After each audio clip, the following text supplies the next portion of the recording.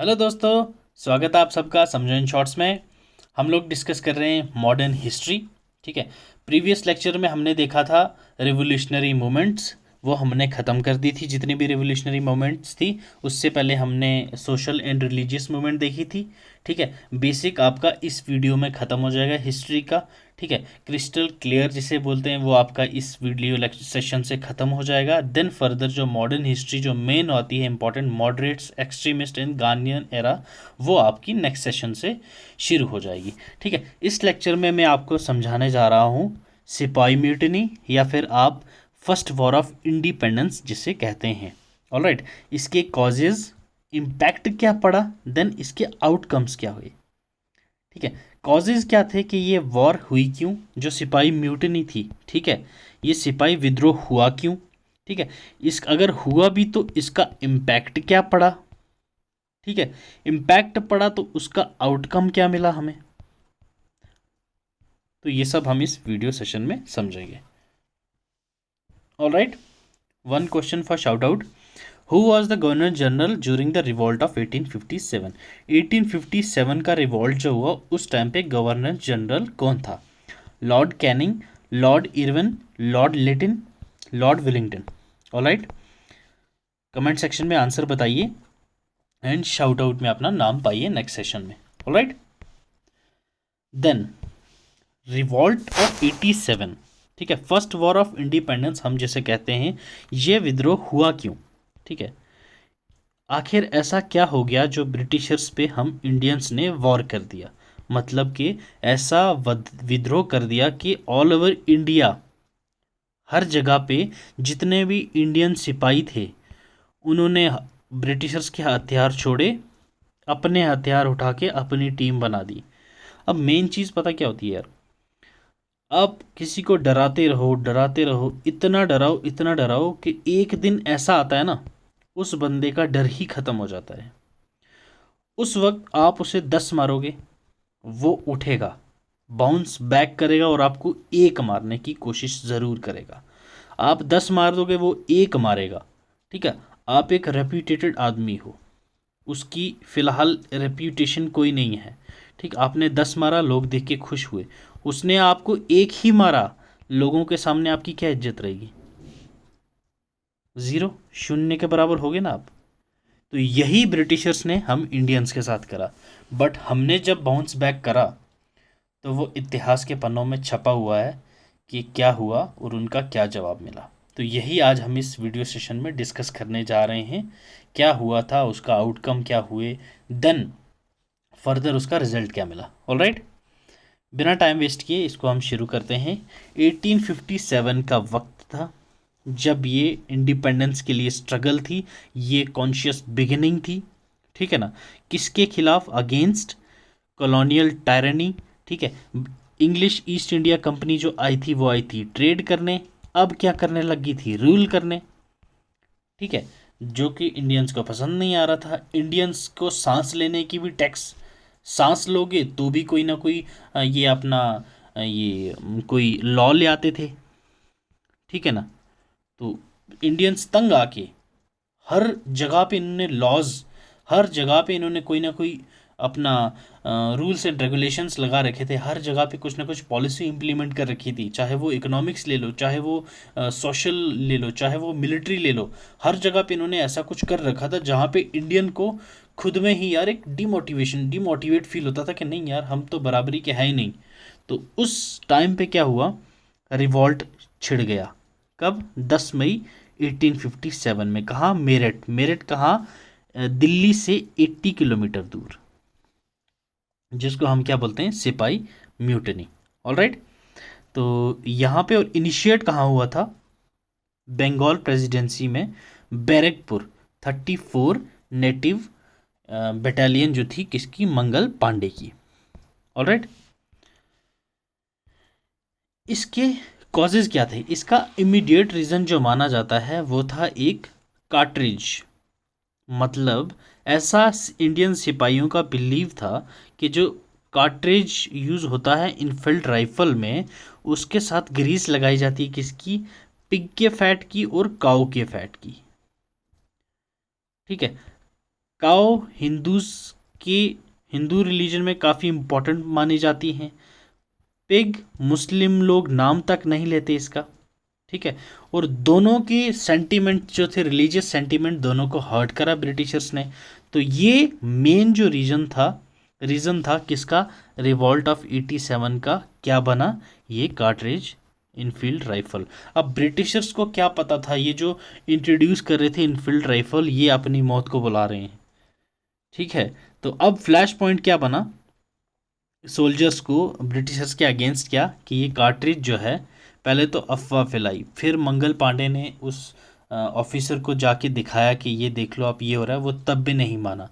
फिर जब उसने ऑफिसर्स को मार ही दिया, एक दो ऑफिसर थे उनको मारा, तब जाके बाकी इंडियन सोल्जर्स को पता चला नहीं यार ये अफवाह नहीं, ये सच बात है कि हाँ इस कार्ट्रिज में क्या ग्रीस लगाई जा रही है, किसकी, फैट, किसका, पिग एंड काऊ का।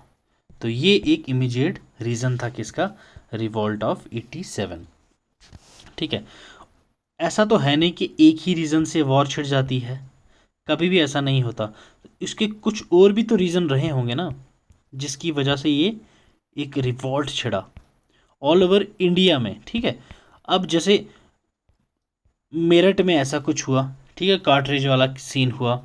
अब दिल्ली वालों को इससे क्या लेना देना था, कुछ नहीं। तो दिल्ली वालों ने क्यों ज्वाइन करा, कानपुर वालों का क्या लेना देना था, अवध वालों का क्या लेना देना था, कुछ भी तो नहीं। हैदराबाद का क्या लेना देना था, कुछ भी तो नहीं। तो उन्होंने क्यों ज्वाइन करा, ये सब हम आगे फर्दर वीडियो में डिस्कस करेंगे। कॉजेज देखेंगे हम इसके भाई साहब, इनिशिएट क्यों हुई थी 1857 की रिवॉल्ट। इसके फैक्टर काफ़ी सारे थे, जो इम्पोर्टेंट कुछ फैक्टर हैं जो आपके एग्जाम्स के पर्सपेक्टिव पॉइंट से इम्पोर्टेंट हैं, वो आपको मैं आज बताऊंगा। एक तो थे रिलीजियस एंड सोशल कॉजेस, जिसमें आप पहले नंबर पे बोल सकते हैं सती। हिंदू ऑर्थोडॉक्स में सती प्रथा काफ़ी टाइम से चले आ रही थी, ठीक। सती प्रथा में क्या होता है, अगर इसका पति मारा गया या मर गया किसी भी कारणवश, तो इसको भी आग पे जला दिया जाता था, इसको जीने का हक नहीं था, उसकी जो विडो होती थी। तो देन ब्रिटिशर्स ने क्या करा, बेंटिक ने, किसने, लॉर्ड विलियम बेंटिक, ठीक है, लॉर्ड विलियम बेंटिक ने एंटी सती रेजोल्यूशन लाया। कब, 1829 में। विलियम बेंटिक, अगर फॉरेनर पूछा जाए, जस्ट पूछा जाए कि एंटी सती रेजोल्यूशन किसने लाया था, तो बेंटिक ने बोलना है। अगर इंडियन पूछा जाए तो आपने आंखें बंद करके लिखना है, राजा राम मोहन रॉय, ठीक है, ऑलराइट। इसके बाद क्या था, एक तो ये था, दूसरा क्या, रेशियल डिस्क्रिमिनेशन। रेशियल डिस्क्रिमिनेशन एक मेजर रीज़न था इसका। इंडियंस को एक्सप्लॉइट किया जाता था, ब्रिटिशर्स के साथ मिक्स होने नहीं दिया जाता था। जहाँ ब्रिटिशर्स होते उनको अलग कर दिया जाता था, जहाँ उनका खाना होता था यहाँ वहाँ इंडियंस का नहीं होता था। इंडियंस के लिए अलग होता था, ब्रिटिशर्स के लिए अलग होता था, ठीक है। तो अब इस चीज़ को देख के सब में क्या हुआ, यार ये तो गलत बात है। अब उनकी कल्चरल एक्टिविटीज़, इंडियंस को अलग रखते थे, ब्रिटिशर्स की पार्टीज अलग होती थी। तो अब इंडियंस जो थे ये सब देख के टॉर्चर हो रहे थे। तो ये सब देख के उनको क्या हुआ, उनके सेंटिमेंट्स हर्ट हो रहे थे कि यार क्यों, जब हम बराबरी के पोस्ट पे हैं, बराबरी का काम कर रहे हैं, तो अलग अलग क्यों, तो दोनों के साथ अलग अलग ऐसा क्यों हो रहा है। तो ये रिलीजियस और सोशल कॉजेज थे। देन हमारे पास आ जाते हैं इकोनॉमिक फैक्टर्स।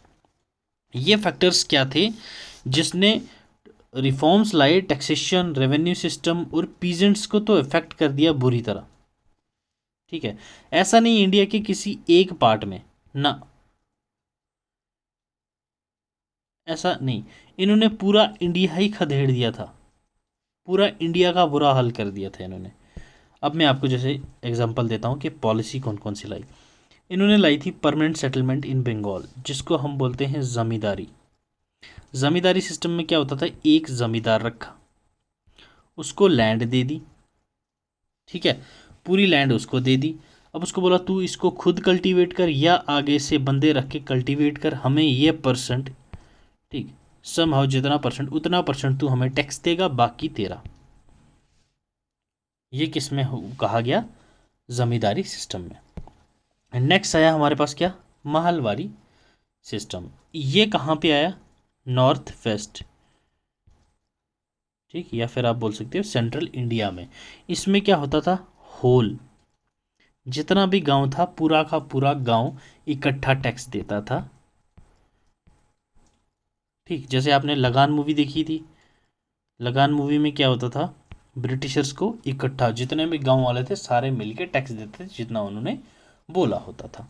ऑलराइट, देन हमारे पास आता है रैयतवाड़ी सिस्टम। रैयत का मीनिंग ही होता है फार्मर। इसमें क्या था? सिंगल फार्मर अलग अलग अपना टैक्स देंगे। ये लाया गया था कहाँ पे? साउथ इंडिया में। साउथ इंडिया में पहले कहाँ लाया गया? मद्रास एंड बॉम्बे प्रोविंस में, ठीक। इसको लाया किसने था? चार्ल्स रीड ने। ऑलराइट, ये इंपॉर्टेंट पॉइंट है, याद रखिएगा। एंड परमानेंट सेटलमेंट था, जो जिम्मेदारी सिस्टम था, ये किसने लाया था? लॉर्ड कॉर्नवालिस ने। ये चीज़ याद रखिए। कब आया था ये? 1798 जमींदारी सिस्टम, ठीक है। और ये जो महलवाड़ी सिस्टम था ये कब आया था?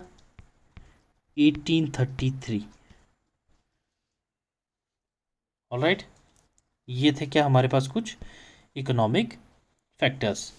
देन हमारे पास कुछ आ जाते हैं पॉलिटिकल कॉजेज। पॉलिटिकल कॉजेज में क्या था? एक था doctrine subsidiary alliance and doctrine of lapse.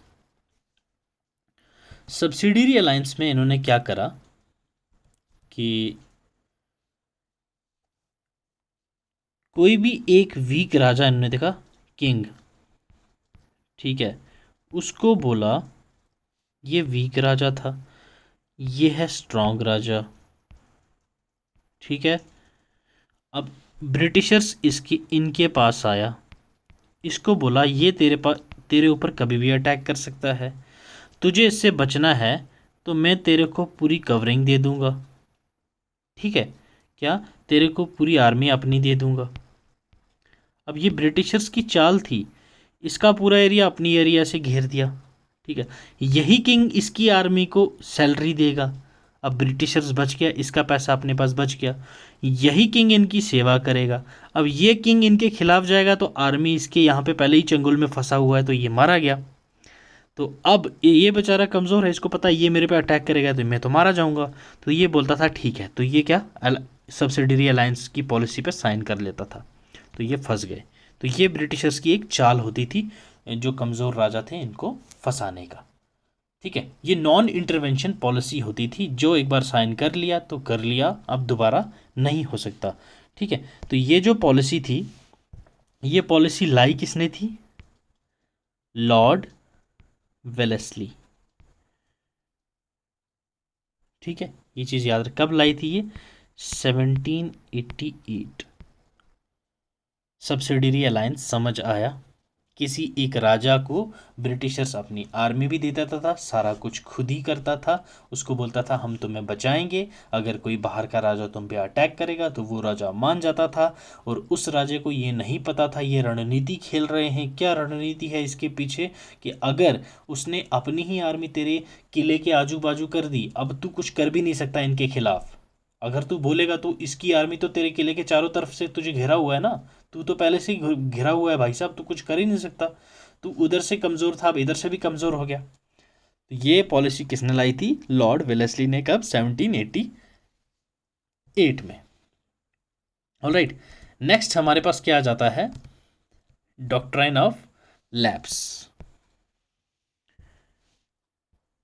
ठीक है। अब डॉक्ट्राइन ऑफ लैप्स में क्या था? जिस भी राजा का बेटा नहीं होता था, ठीक, बेटा नहीं, रियल सन नहीं होता था, तो उसकी जितनी भी प्रॉपर्टी थी वो ब्रिटिशर्स अपने अंडर हड़प लेती थी। ठीक है, मतलब उसको एनेक्स कर लेते थे। ठीक है ना। अब सबसे पहले इन्होंने अनेक्स्ट क्या करा था और किससे करा था?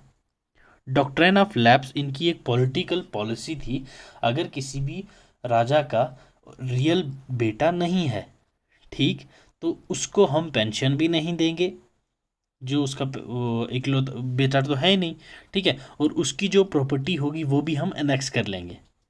सबसे पहले इन्होंने एनेक्स करा था क्या? अवध। कब करा था ये?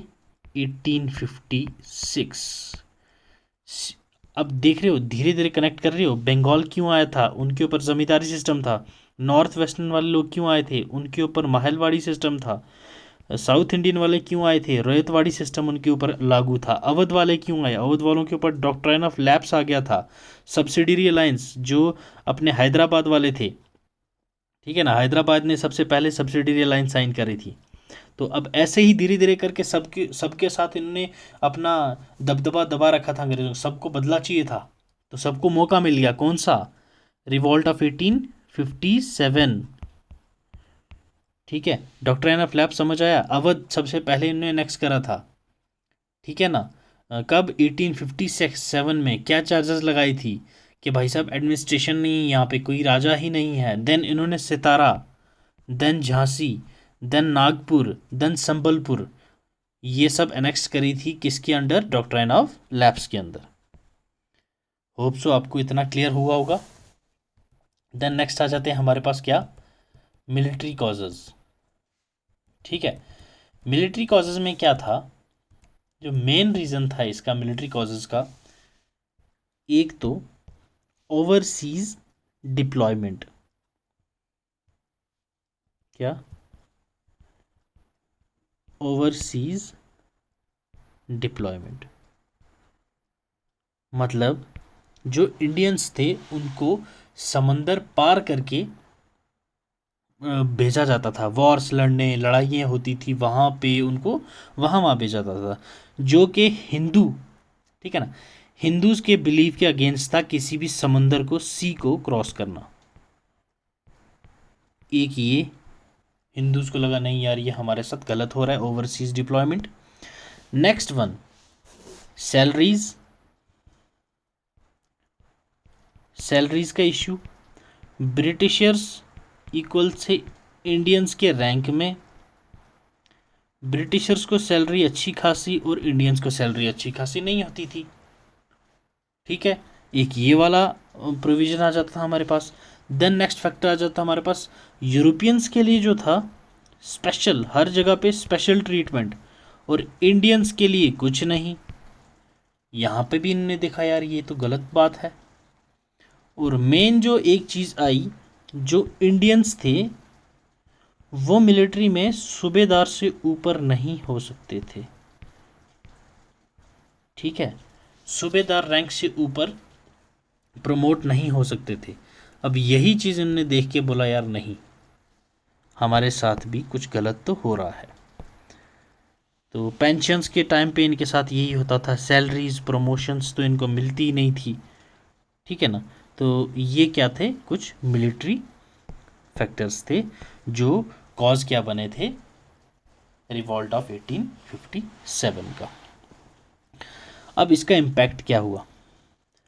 ठीक है, इम्पैक्ट कुछ यूं हुआ इसका 1857 का, इसने ब्रिटिश ईस्ट इंडिया कंपनी को हिला के रख दिया। ठीक, अब ब्रिटिश ईस्ट इंडिया कंपनी को ये लग गया था कि हाँ भाई इंडिया में सरवाइव करना इतना आसान नहीं है। अब इंडियन जागरूक हो गए हैं। ठीक है ना। अब इसी रिवॉल्ट के बाद हमारे यहाँ पे बिगिनिंग ऑफ ब्रिटिश राज शुरू हो गया था। क्या? गवर्नमेंट रूल, जो कि क्वीन ऑफ इंग्लैंड, ठीक, क्वीन ऑफ इंग्लैंड इनडायरेक्टली हम पे अब रूल कर रही थी थ्रू रिप्रेजेंटेटिव्स। उसके रिप्रेजेंटेटिव इंडिया में आके रूल करेंगे। ईस्ट इंडिया कंपनी का बैग किया बंद, बोला तुम लोग ट्रेड करने आए थे वो तो हुआ नहीं, अब रूल करने लगे, वो भी तुमसे हुआ नहीं तो निकलो तुम अब हम खुद देख लेंगे। देन हमारे पास क्या आया था, 1858 का एक्ट, जिसमें ब्रिटिश ईस्ट इंडिया कंपनी को वापस भेजा गया और फाइनली गवर्नमेंट रूल लागू हुआ इंडिया में। ठीक है, इसके फेलियर क्या थे, मेन जो फेलियर क्या थे, इसके जो रिवॉल्ट था ये फेल क्यों हुआ था। ये अच्छा खासा ठीक ठाक पॉसिबल था कि हाँ भाई हम लोग अच्छे खासे सक्सेसफुली मिशन पास कर सकते थे, बट ये फेल क्यों हुआ था। इसका फेल होने का एक मेन रीज़न जो था वो था, एक हमारे पास मेन जो था क्लियर लीडर नहीं था। बहादुर शाह जफ़र जो था, ठीक है ना, बहादुर शाह जफ़र सेकंड जो थे हमारे पास, वो 63 ईयर के थे तो क्या ही वो फेस बनते रिवॉल्ट का। ठीक है, तो वो सब नाम के राजा रह गए थे, अब इतना कुछ था नहीं। और सेकंड थिंग, इनके पास कोई प्लान ही नहीं था। ये सब मिल के बस बढ़ गए थे आगे, हाँ भाई हम करेंगे, रिवॉल्ट करेंगे, इसलिए निकल लिए थे। पर जितना करा था वो एक शहादत था। आज तक सुनहरे पन्नों में लिखा गया है, जितने भी हमारे ये सिपाही वॉरियर थे सबको आज भी याद किया जाता है। ठीक है ना, बट फिर भी ये एक पॉसिबल या फिर सक्सेसफुल मिशन नहीं रहा। किसकी वजह से, एक तो इनके पास एक अच्छा खासा राजा नहीं था, दूसरा इनके पास कोई प्लान नहीं था। ठीक है ना, और मेन जो चीज़ थी इसकी, ठीक, Bengal, Bombay, Madras remained mostly unaffected. ठीक, इन एरियाज ने तो पार्ट ही नहीं लिया था। ठीक है, और सिख सोल्जर थे, ये इन्होंने पार्ट ही नहीं लिया था 1857 का जो रिवॉल्ट था। ठीक है ना, सिख ने भी नहीं लिया पार्ट, और ये जो प्रेसिडेंसीज थी इन्होंने भी नहीं लिया पार्ट। तो मैक्सिमम जो थे, और जो साउथ इंडियन के कुछ पोर्शन थे उन्होंने भी नहीं लिया पार्ट। क्योंकि आप लोग देखो, ये जो साउथ इंडियन है, ठीक है, ब्रिटिशर्स की जो मेन हब होते थे वो ये वाले होते थे। क्यों? क्योंकि ये सी वाला पोर्शन था, इनका ट्रेड तो यहीं से होता था। और ये इन लोगों के साथ रह रहे हैं, ये इनके अंडर ही काम कर रहे हैं, इनको सैलरी मिल रहा है, इनको अच्छा खासा पैसा मिल रहा है, तो ये इनके खिलाफ क्यों जाएंगे। बट जो पढ़े लिखे थे वो इनके साथ नहीं थे। फिर भी मोस्ट ऑफ द पीपल जो इनके साथ थे, वो ये रीज़न था कि हम लोग ये रिवॉल्ट हार गए। ठीक है, अब लास्ट में मैं आपको कुछ जो इसके एसोसिएटेड लीडर्स थे कहाँ कहाँ से थे, ठीक है ना। एक तो मंगल पांडे, बैरकपुर, मैंने आपको बताया। जो सोल्जर जिन्होंने स्टार्ट करा था मेरिट कैंट, ठीक है, मेरिट कैंट याद रखिएगा आप। बहादुर शाह जफ़र दिल्ली से था। जीनत महल दिल्ली से। बख्तावर खान दिल्ली से, ये बहादुर शाह जफ़र का ही बंदा था। नाना साहब कानपुर से। ऑलराइट, तात्या टोपे कानपुर से। आज़िमुल्लाह कानपुर से। महाराज कुंवर सिंह आरा बिहार से। खान बहादुर खान बरेली से। बेगम हज़रत महल लखनऊ से। मौलवी अहमदुल्ला फैज़ाबाद से। ठीक है, तो ये कुछ इंपॉर्टेंट पर्सनैलिटीज़ थी जो कि इसमें पार्ट लिया था उन्होंने। और कुछ फैक्ट्स हैं मैं आपको बता देता हूँ, जैसे कि तात्या टोपे, इनका जो असली नाम था रामचंद्र पांडुरंग। ठीक है, क्या नाम था? रामचंद्र पांडुरंग। ठीक है, और जो अपने नाना साहब थे, नाना साहब जी का असली नाम था धोंदू पंत। ये एग्ज़ाम में आ जाते हैं इसलिए मैंने आपको क्लियर कर दिया। ठीक है, और एक चीज़ और आ जाती है, क्या कि सर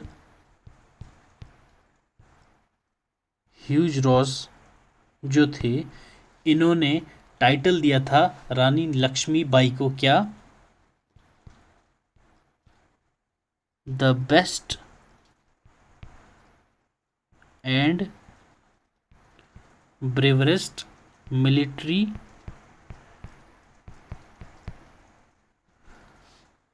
लीडर ऑफ रिबल किसको दिया था? रानी लक्ष्मीबाई को। ऑलराइट, विद दिस हमारा ये जो सेशन था वो ख़त्म हुआ, रिवॉल्ट ऑफ 87। ठीक है, होप सो आपको क्लियर हो गया होगा।